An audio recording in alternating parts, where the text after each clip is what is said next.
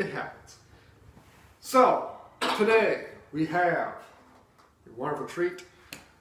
This is, of course, the pit tuba that we know, the recording bell sitting over on the side there. I had somewhere in my stuff an upright bell from a King Monster 22-inch bell flare, same diameter as your recording bell that these instruments had.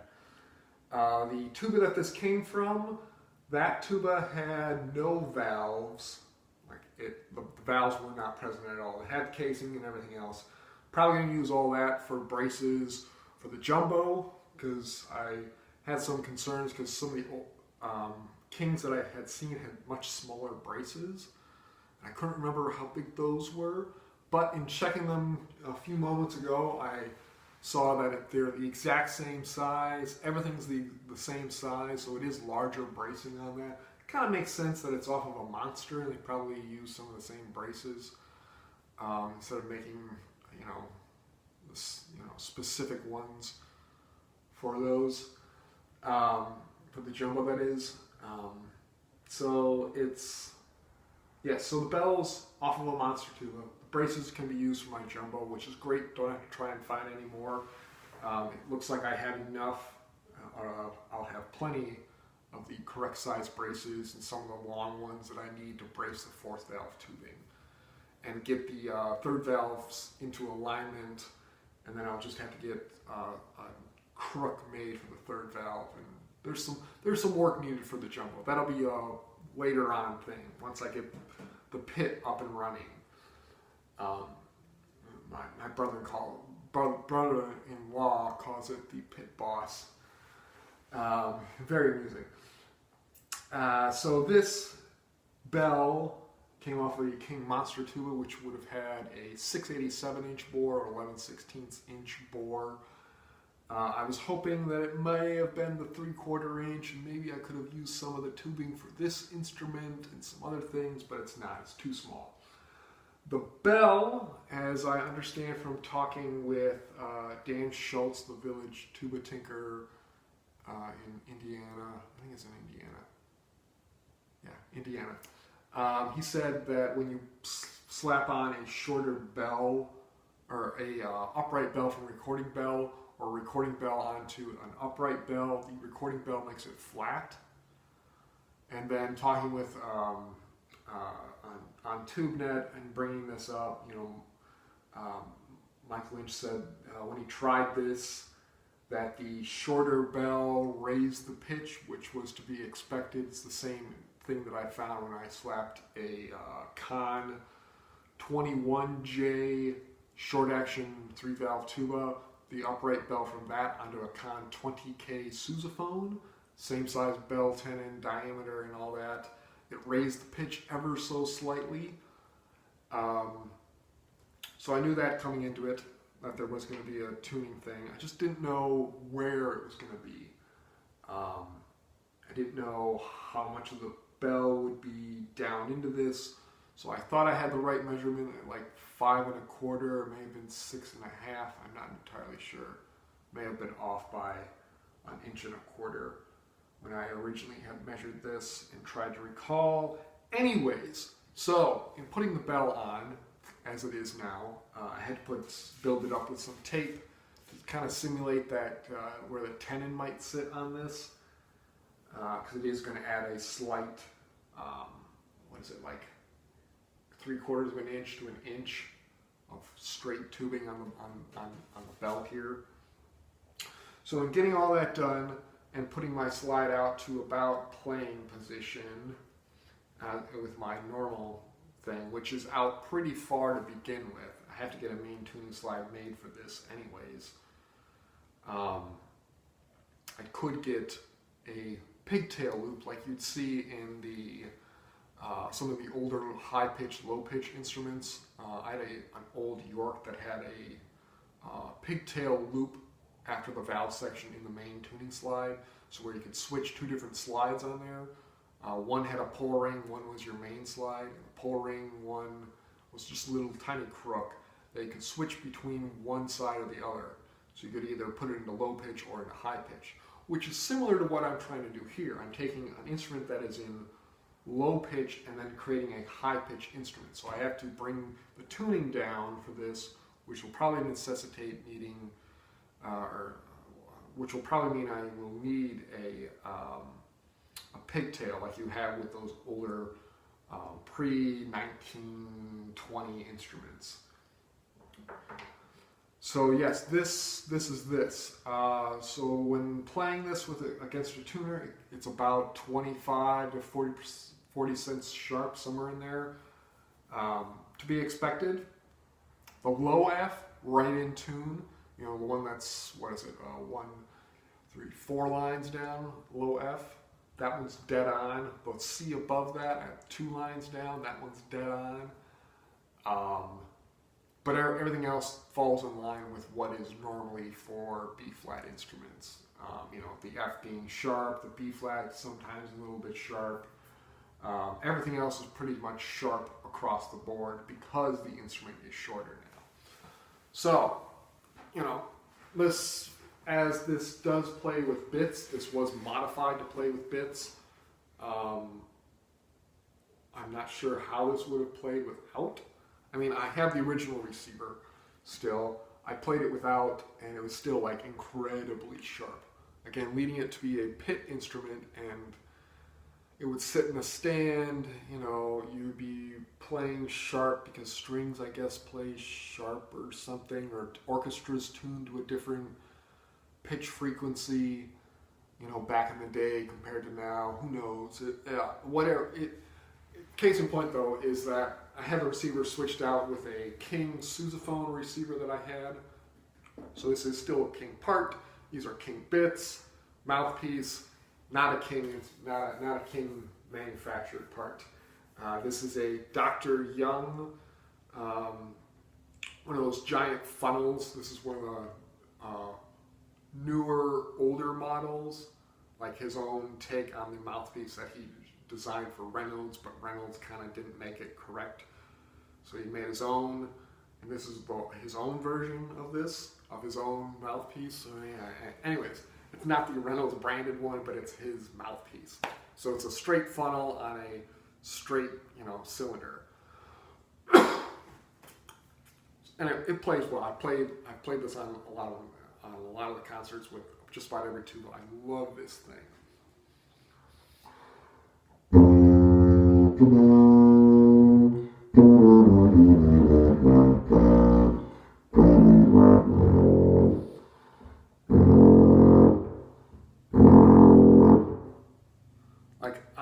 Like my brain is going, that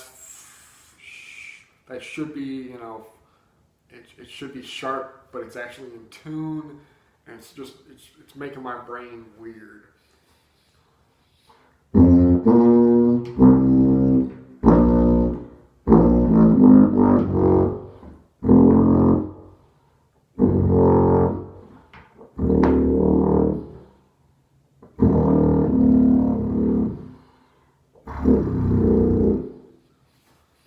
It's been a long day. It's what, like 9 o'clock-ish, something like that. The phone's in front of me. I can't do anything about that. The time's on that.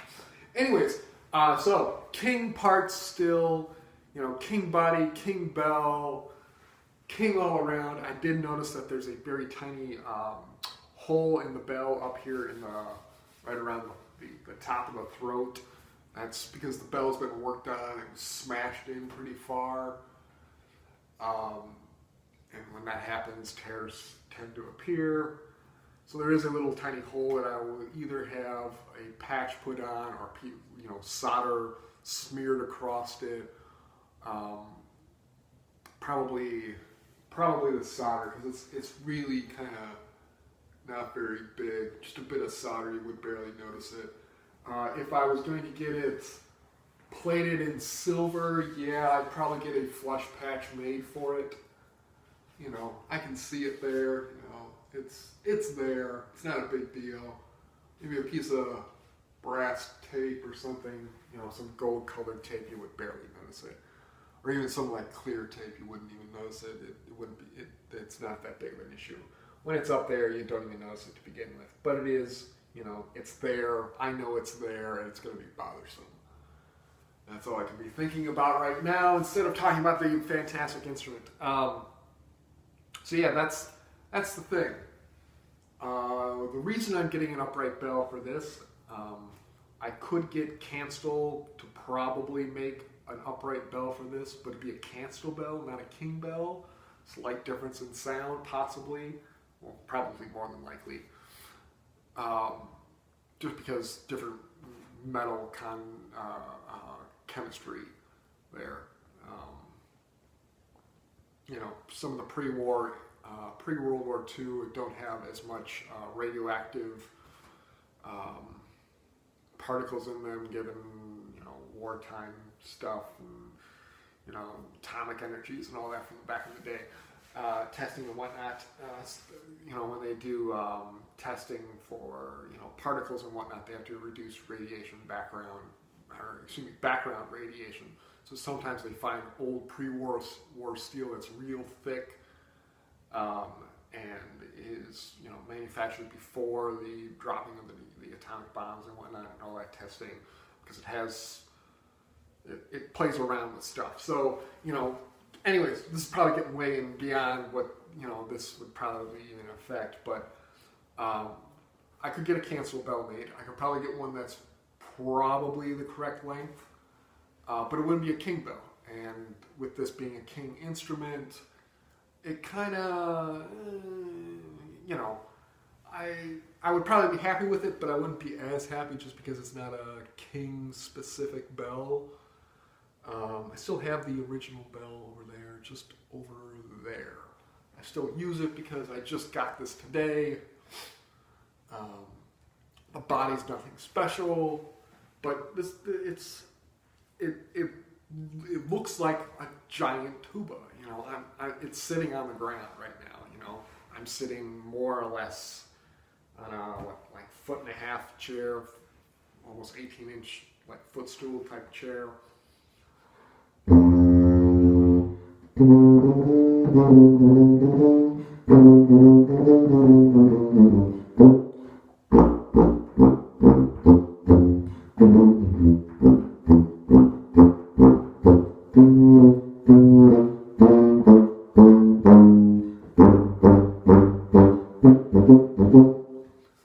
So I do notice that there's some slight like articulation differences, but that could be due to the bell tail extending further down in the body here, and because the taper rate is slightly different.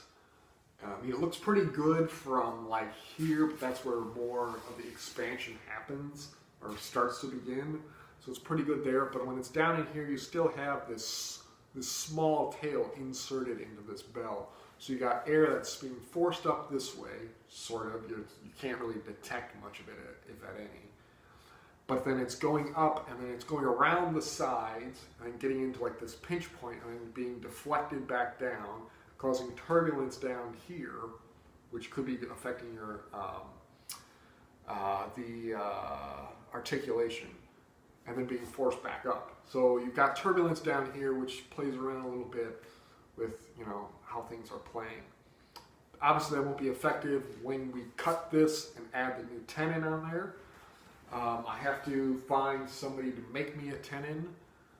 I might be able to get Agave Music. I know they can put the braces on and do some of the other soldering and make me a new tuning slide with a little pigtail necessary for this. But I don't know about the tenon because it requires some roller stuff. There might be a guy up like 10 to 15 miles north of me that might be able to do it, you know, metal worker or artist metal worker guy. He might be able to do something because he might have the right tools necessary for it.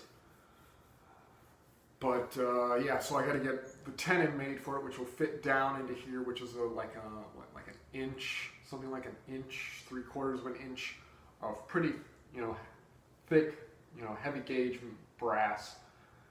And then I have to attach that to another piece that goes around the outside that will attach it to the bell itself and the tenons. The two will be mated together which will add that slight lip on top, which, judging from that, is probably like 3/4 of an inch maybe. The inside tenon looks maybe like an inch, inch and a quarter, judging from the recording bell over there. So yeah, that's the thing. Otherwise, I'm really, really happy with this. The whole reason for getting this, of course, is not just to have an upright bell, because why not have an upright bell? You won't get the hand from conductors as much. Got the hand a lot from last Thursday's rehearsal. It doesn't help that the recording bell's there and it's right in their face, literally like right in their face. But I have a piece on the upcoming March concert for Desert Overture here in Phoenix that requires the use of a mute. The piece is called Voyager. It's this kind of like atonal, not quite music, but it's like sound and texturally weird, and like you got to do weird stuff like clicking of valves. I think some people have, blowing through the instrument at a certain like volume and projection wise. But like there's 100 bars or so, I think that's what it was. Maybe it's only 60 bars, but it's all muted. And then right at the end you pull your mute out, but you don't actually play anything because you're blowing through the instrument. So I need the mute in for most of the song, but I don't have a mute for that recording bell. I can get one and then never use it because it probably won't work with that recording bell, because I think it was made for sousaphones and not that. So the alternative is to get an upright bell, get a mute for it, and then if I don't need the mute, I can resell the mute. Not a big deal. But then I can always have an upright bell. Yeah, that's the thing. The upright bell. So this, it's always cool to see this. Okay. There it is on its bell. It's not going anywhere. It's stable. It looks like a giant, sorry about that, looks like a giant tuba. That's massive. That's something. It's something, like I like to say. It's a big something. Yeah, look at that thing. That's a tall instrument. When I go up next to it, it's there. You see this thing. I mean, you saw it with the recording bell, but that was like, it's a weird instrument. And now this is like a giant tuba. People are going to wonder what this is. I think they already do when they see this, but having an equally large upright bell on there, to me it looks more like a proper tuba, more than a recording bell tuba, which a lot isn't very popular. It also means that I'll be able to set this down in rehearsals, which is a big plus. I'll be able I won't have to sit on stage the entire time. I won't have to be the only person on stage for like a half hour at a time. I can walk in, I can leave the instrument on stage, I can do things away from the instrument. Which will also mean I probably won't have to get a playing stand. I mean, I already have a playing stand. I already have a little tiny, it's made for students who are short. I mean, it works, not great, mind you, because this instrument is much heavier than what students would probably use. But it gives me an option other than just sitting there all the time with it up all the time. It also felt a little less top heavy, obviously, just because the recording bell was probably a little bit heavier. And even, front heavy as well. This is a little more even all around. I just really like looking at this. I'll probably be staring at this for like 10 minutes. So that's the King Pit tuba, or H.N. White Pit tuba. It's just crazy to look at. Just like, oh. It's obviously not very stable. It's not taped on or anything. The tape's just there to build up. That's like, wow, that's awesome. I mean, I'm what, like 6'4"? This is, the big, massive instrument. Makes me kind of regret selling the sub bass tuba I had. But to me, if you're gonna make a sub bass, make it a sub bass. Make it, like you have your contrabass saxophones, which look ginormous, you know, and then they make these compact ones, which kind of defeats the purpose of it being ginormous, even though it's ginormous and it's more made for a transportation thing, which I can understand. If I could ever find another one of these in even worse condition, I mean, that'd be the goal. I could then maybe make some longer ferrules onto it, play around with, you know, some of these tapers. Even if I could maybe, like, I've been thinking about this, you know, and I'm thinking, you know, if I made a sub bass, I could probably take 2 or 3 instruments, put them all together, and make something out of it. Because that, you know, gets some 3 different sizes of tubing. Anyways, now I'm starting to ramble on, because this is just like, it really gets me going, man. Yeah, so that's the H.N. White pit tuba with a brand new, oh yes, I forgot to mention, so the bell is 1935, 1934, I think. I'll have to recheck the serial number. But the bell is the same age as the bodies, which is big plus, big plus. Same time period, same manufacturer. This is just like, this has got my jimmies going, man. Woo!